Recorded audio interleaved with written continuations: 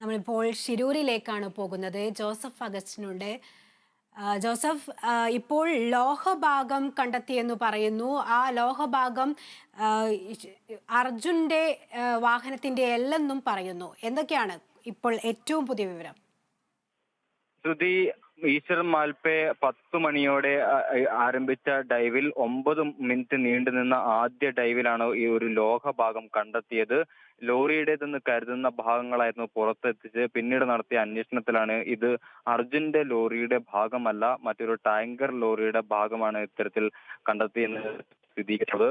ഈ ഈ ഈ ഈ കെട്ടിവലിക്കാൻ ഉപയോഗിക്കുന്ന ഒരുതരം ലോഹമാണ് ഇത്തരത്തിൽ കണ്ടെടുത്തിട്ടുള്ളത്. അതെന്തായാലും സ്ഥിരീകരിച്ചിരിക്കുന്നു. ലോറി ഉടമ മനാഫ് തന്നെ സ്ഥിരീകരിച്ചിരിക്കുന്നു. ഈ കണ്ടെത്തിയിരിക്കുന്നത് അർജന്റ് ലോറിയുടെ ഭാഗമല്ല, മറ്റേതെങ്കിലും വാഹനത്തിൻ്റെതാകാമെന്നാണ് ഇപ്പോൾ സ്ഥിരീകരിച്ചിരിക്കുന്നത്.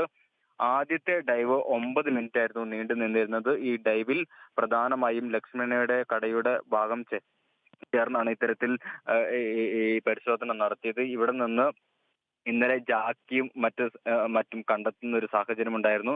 ഇന്ന് രാവിലെ ഡീസലിന്റെ അംശം കണ്ടെത്തിയതും ഇതിന് 6 മീറ്റർ ആ ഓരം ചേർന്ന് തന്നെ 6 മീറ്റർ അകലെയാണ് കണ്ടെത്തിയിട്ടുള്ളത്.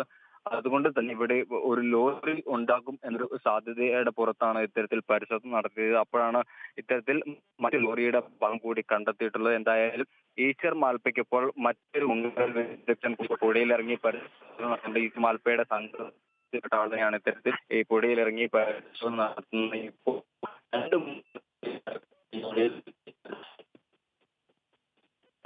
എന്തായാലും ഇപ്പോൾ ഈശ്വർ മാൽപ്പയുടെ തെരച്ചിലിൽ ഒരു ലോഹഭാഗം കണ്ടെത്തിയിട്ടുണ്ടായിരുന്നു. എന്നാൽ അത് അർജുന്റെ ലോറിയുടെ ലോഹഭാഗമല്ലെന്നത് ആണ് ഇപ്പോൾ ലോറി ഉടമ മനാഫ് സ്ഥിരീകരിച്ചിരിക്കുന്നത്.